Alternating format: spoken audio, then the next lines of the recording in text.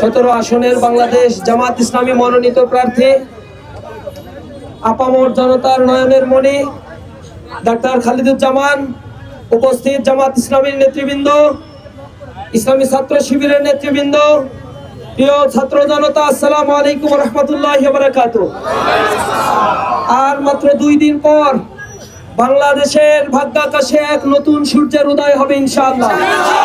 যে সূর্য হবে ন্যায় আর ইনসাফের সূর্য, যে বাংলাদেশটি হবে চাঁদাবাজ মুক্ত একটি বাংলাদেশ, সন্ত্রাস মুক্ত একটি বাংলাদেশ ইনশাআল্লাহ।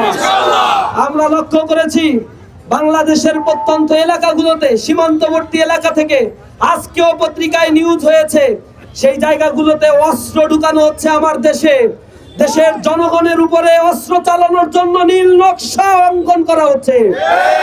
জনগণ বুঝতে পারছে কারা এই অস্ত্রবাজি করছে, অস্ত্রের মজুদ কারা করছে। প্রশাসনের দৃষ্টি আকর্ষণ করছি, অনতি বিলম্বে অভিযান পরিচালনা করে অস্ত্রবাজদের গ্রেফতার করে দীর্ঘ 17 বছর পরে যে নির্বাচন অনুষ্ঠিত হতে যাচ্ছে, সেই নির্বাচন যেন সুষ্ঠুভাবে অনুষ্ঠিত হয়, সেই ব্যাপারে সরকারকে যথাযথ পদক্ষেপ নিতে হবে।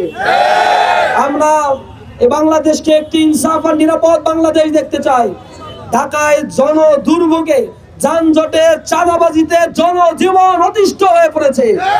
যখন আমরা চাঁদাবাজির বিরুদ্ধে কথা বলছি, একটি গোষ্ঠীর, একটি সম্প্রদায়ের গাত্রদাহ শুরু হয়ে গিয়েছে, ভীত বিহ্বল হয়ে পড়েছে, নানা অপপ্রচার প্রপাগান্ডায় তারা লিপ্ত হয়েছে।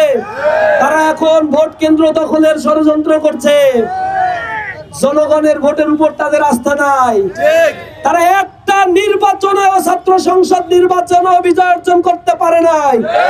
তরুণ ছাত্র সমাজ, ভোটাররা তাদেরকে লাল কার্ড দেখিয়ে দিয়েছে।